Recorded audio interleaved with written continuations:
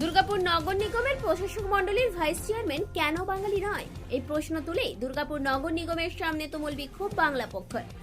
সংগঠনের তরফে হুঁশিয়ারি, যদি এর পরেও টনক না নড়ে কারোর, তাহলে প্রথম পুরমন্ত্রী, পরে নবান্নকে লিখিত দাবি পাঠানো হবে। যেভাবে প্রথমে 5 জনের নাম ঘোষণা করলো, তারপরে দেখলাম বাংলার 3 জনের নাম বাদ দিয়ে বহিরাগত নেতা তাকে চেয়ারপারসন করলো।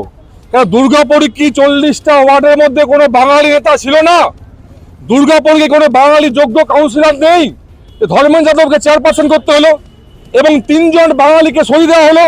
তার প্রতিবাদে আজ আমরা বাংলা পক্ষ পশ্চিম বর্ধমান থেকে আজ আমরা এখানে বিক্ষোভ করছি। আমরা জানাচ্ছি যে এই বিক্ষোভ সভার পর আমরা কমিশনারকে ডেপুটেশন দেবো। সেই ডেপুটেশন লেখা থাকবে copy to Nabanna, copy to পুরমন্ত্রী।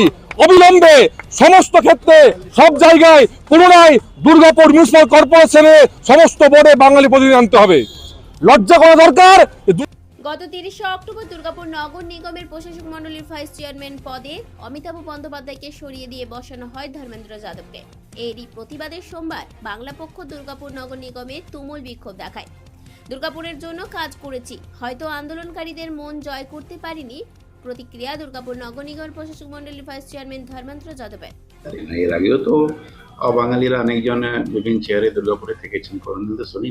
আমি আসতে তো হয়নি, 13 বছর থেকে দুর্গাপুর নগরে বিভিন্ন চেয়ারে আছি, মানুষের সঙ্গে কাজ করেছি, বিভিন্ন সময়ে মানুষের পরিষেবা দিয়েছি, কথা বলেছি, বিভিন্ন প্রোগ্রামে অ্যাটেন্ড করি। আজকে কেন করছেন না করছেন আমার জানা নেই, হয়তো আমার সম্বন্ধে ওনাদের জানা নেই। যদি খোঁজ নেবেন, আমার মনে হয় না এটা করবেন। যদি কিছু জনের আমি এখনো মন জয় করতে পারিনি, চেষ্টা করবো। আমার তো কাজই সমাজ সেবা করা, মানুষের পাশে থাকা, ওনাদের মন জয়।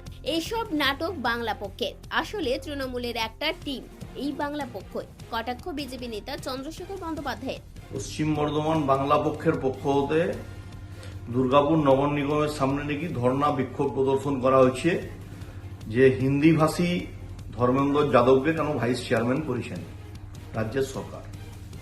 আমি এই বাংলা পক্ষ যারা হচ্ছে তৃণমূলের পরামর্শদাতা, আইপ্যাকের বি টিম হিসাবে তৃণমূলের কাজ করেন।